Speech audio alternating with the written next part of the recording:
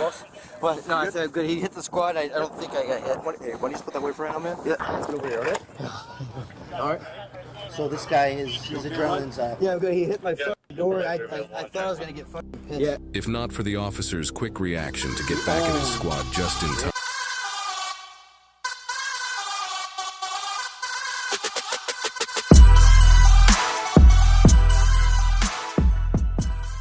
On March 16th, 2024, officers were dispatched to an officer-involved shooting that turned into a vehicle pursuit on the border of Illinois and Wisconsin.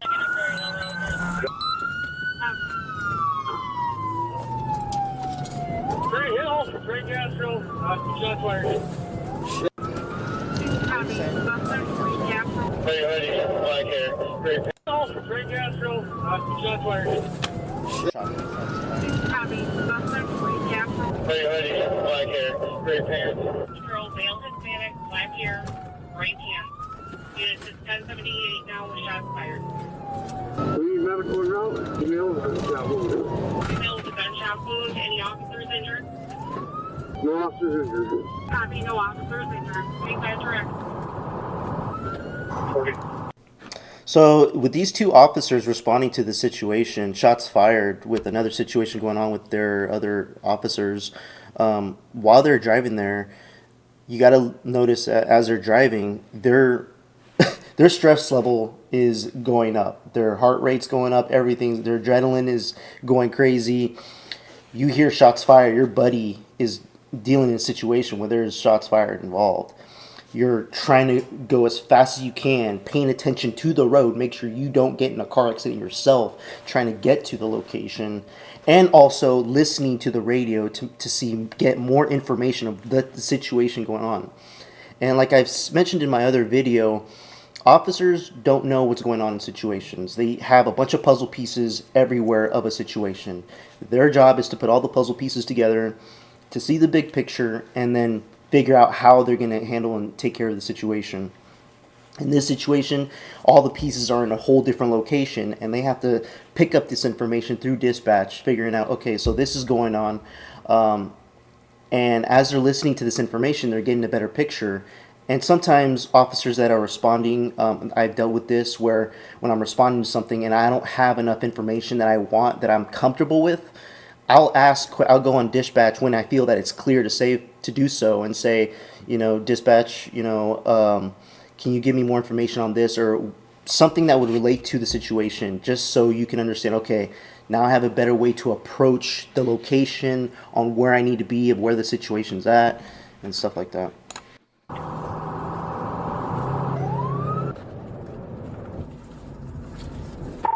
I got a maroon SUV leaving, maroon Trailblazer towards 251.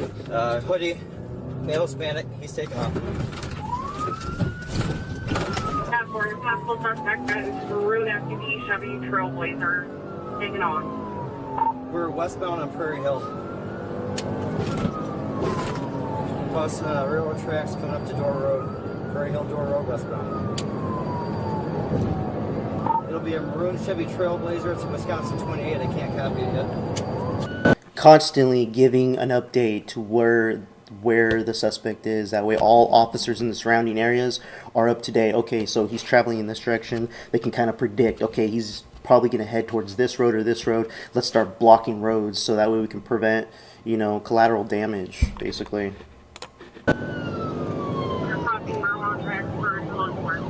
Speed's 95, continuing westbound, light traffic, speed 75, 95.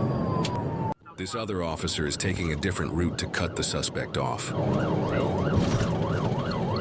already got the information, so he knows where he's headed. And we're oncoming traffic heading northbound. Speed's 90 miles an hour, no traffic. Speed 76, continuing northbound. We're turning onto Rood Avenue, continuing northbound Rood Avenue. Just past Center, Blewett, stop sign at Center. We're stopping at Sherland. We're going to turn eastbound on Sherland, going into Blewett. Wow, that car wasn't paying attention.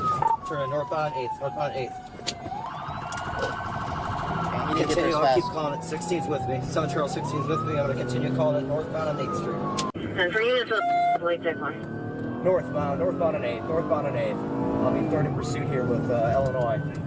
This pursuit is taking place around the border of Illinois and Wisconsin. Officers from both the Beloit, Wisconsin Police Department and the Roscoe, Illinois Police Department are now involved in the chase. Once again, this individual just shot a female there in South Beloit. Continuing northbound here at 60 miles an hour. Rune Trailblazer on the third car in pursuit. Hey, get out of 16. Got modern traffic, 85, we're at Beloit, northbound 8th Street. Just past Locust, continuing north on 8th. And we're through St. Lawrence. Still northbound. See how fast the officers are going through the city? I mean, or this residential neighborhood. Like, there could be kids playing right now. There could be people walking their dog or just taking a nice walk or anything. And they have to be cautious of every single thing as they're trying to catch up to this guy to stop him. I don't know if they're going to be able to do like a spike strip in this situation, just because it's going to a different jurisdiction, another state, and you have to hurry up and get the other agencies involved. And hey, this vehicle might be coming to your border or your jurisdiction, so have some officers on standby ready to basically corner this guy in so we can stop him. Eastbound on Portland, eastbound on Portland. He's not going to get away. Eastbound, we're about 75 miles an hour, traffic picking up, moderate traffic, blue stop sign, almost 1050, hold on. Almost 1050. We're going to be pulling up, getting downtown by the auto parts store. We're at 5th Avenue. That actually almost happened to me. I was driving at night. This was in California, and I was clear roads, didn't see anything. Everything was just pitch black. Come up to a green light intersection, and I'm, going the speed limit. As I'm going, last second, as I'm in the middle of the intersection, I see car lights headed towards my vehicle. I thought it was gonna hit me, but the moment I was driving, as soon as I saw the light, I was ready to brace myself for the impact. And luckily, the speed I was going, this vehicle was turning as I was going straight and just barely missed me. And I actually caught it on my dash cam. I may add it into the video so you guys could see what it looked like. It was crazy. And sure enough, there was a patrol car behind him with lights, trying to pull him over. It was a high-speed chase. Crazy. I didn't even see him coming. That the same God that we were taught, the Christian God that we were taught, is not who God is. That's why it like you said, when I got into the word, it was different than what people were saying. And that's what it is. This is why you. Passing 4th Street here, so eastbound. Man, 4 officers already.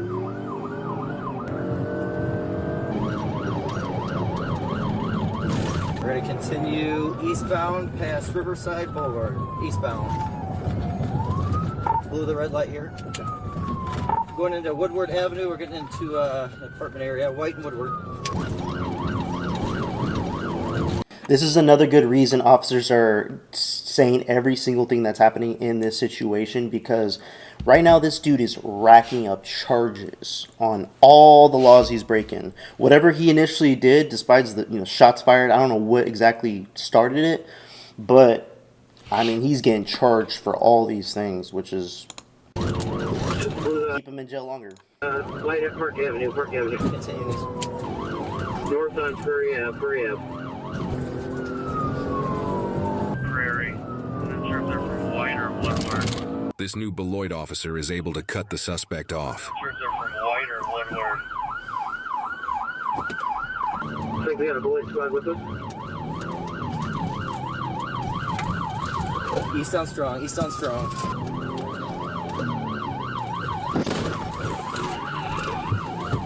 There we go. Hold trap. Block him in, block him in.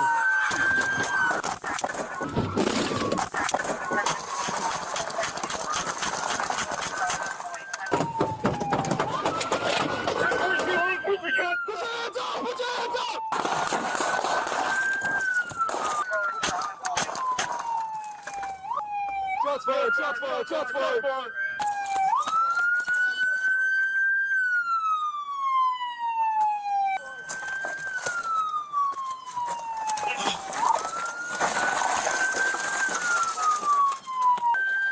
he's not moving. He's definitely shot. I gotta reload. You guys good? Some people may say, oh, why did the officer shoot so much? Was he being too excessive with shooting his weapon at the driver?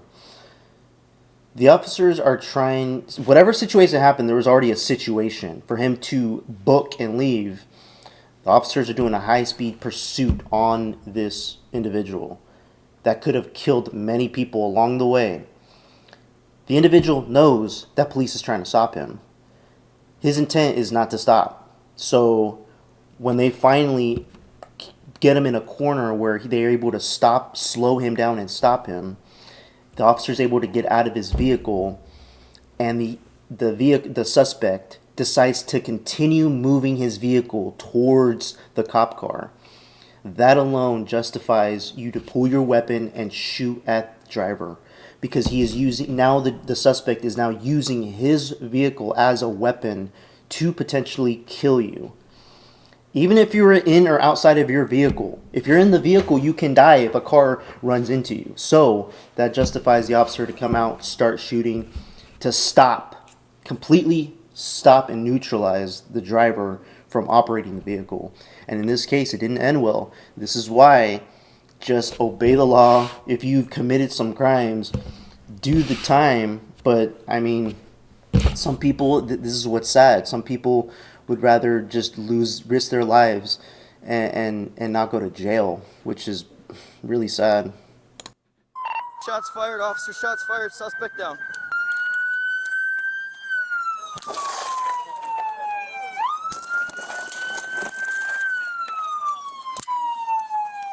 You good? I'm good. You alright, brother? I'm good.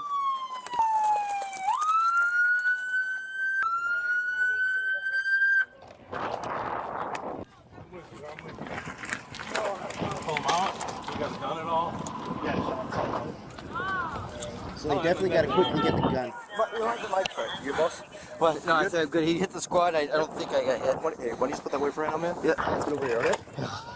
Alright.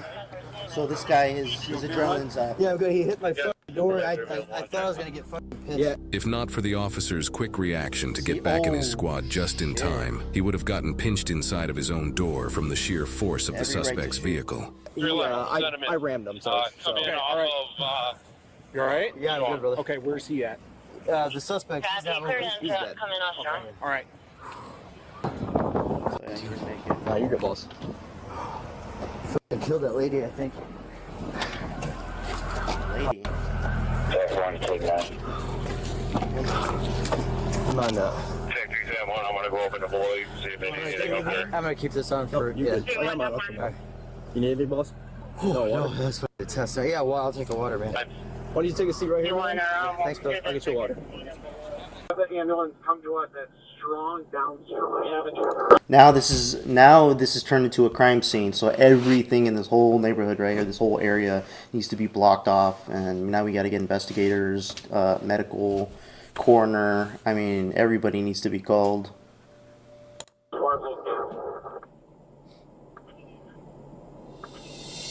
The suspect, later identified as 19-year-old Ray Castro of South Beloit, died at a local hospital due to gunshot wounds. The incident began as a simple traffic stop in Illinois that continued into Wisconsin. An officer pulled over a car that Castro was a passenger in at 9:10 in the morning on Highway 251. When the officer realized Castro had a warrant for his arrest, he struggled as officers attempted to arrest him. The driver, a female juvenile, is said to have accelerated in the midst of officers arresting Castro. While an officer was knocked down from this, no one was injured from the female fleeing. However, one officer fired his gun, which hit the female in the leg. Then immediately after, the vehicle crossed the road and crashed into a ditch. The female was taken to a nearby hospital to treat her injuries. According to police, Castro then ran to a nearby establishment, threatened a man at knife point, and stole his car, fleeing north. At which point, the police dash cam and body cam footage pick up the subsequent deadly events. The Roscoe police officer officer, who was nearly pinched in his squad's door, was taken to an Illinois hospital where he was treated for minor injuries and released. No other officers were injured during the incident. The Winnebago-Boone County Integrity Task Force and the Wisconsin Department of Criminal Investigations are still in the process of handling the investigation. The Rock County District Attorney will eventually review the DCI's investigation to determine whether criminal charges are necessary.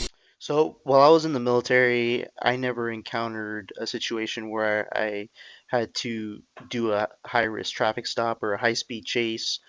So understanding how this situation works, basically it's a team effort with the police officers, making sure everybody is coordinated with dispatch.